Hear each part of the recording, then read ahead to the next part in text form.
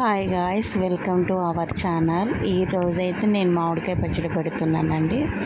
ముందుగా అయితే మామిడికాయ నానబెట్టుకొని ఉప్పు ఆవాలు ఎండబెట్టుకున్నానండి. ఎల్లిపాయలు అయితే పొట్టు తీసుకున్నా. మా నాన్న అయితే మామిడికాయ ముక్కలు కోస్తున్నాడు.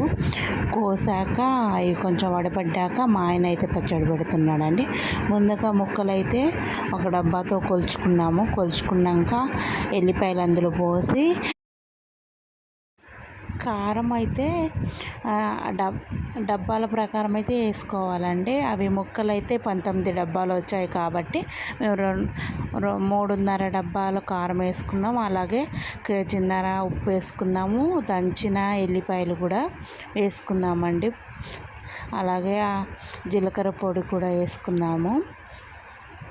జీలకర్ర పొడి అదంతా వేసుకున్నాక కలుపుకున్నాము.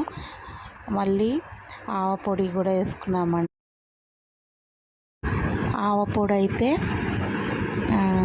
70 కాయలకండి మేము పచ్చడి కలిపేది కాబట్టి ఆవపొడి అర కేజీ ఆవాలు తెచ్చి ఎండబెట్టి మిక్స్ చేసామండి. అలాగే మెంతిపొడి వచ్చేసి 50 గ్రాములు అండి ప్యాకెటు, అది మిక్స్ పెట్టుకున్నామండి. అలాగే ముక్కలు కూడా కలుపుకున్నాము. ముక్కలన్నీ కలుపుకుంటూ ఆయిల్ పోస్తూ కలిపాము.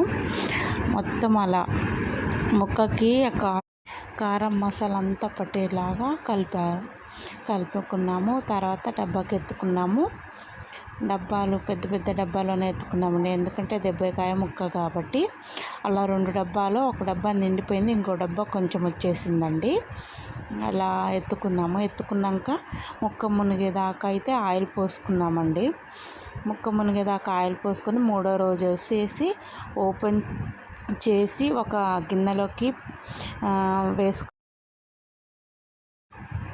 అయితే వేసుకున్నామండి. మొత్తము వేసుకొని అన్నీ కలిసాయా లేదా, అన్నీ కరెక్ట్గా ఉన్నాయా లేదా చూసుకునేసరికి ఉప్పు తక్కువ ఉందండి. అందుకోసం మళ్ళీ ఉప్పు వేసి కలుపుకున్నామండి. బాగా కలిపేసుకొని మళ్ళీ డబ్బాకి ఎత్తుకుందాం. యథావిధిగా కొంచెం అయితే పచ్చడి పక్కకు తీసుకుందామండి తినడం కోసం.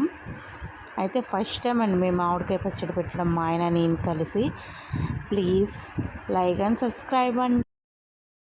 పచ్చడి అయితే చాలా బాగుందండి. నేను కూడా తిన్నాను, నాకైతే బాగా నచ్చింది.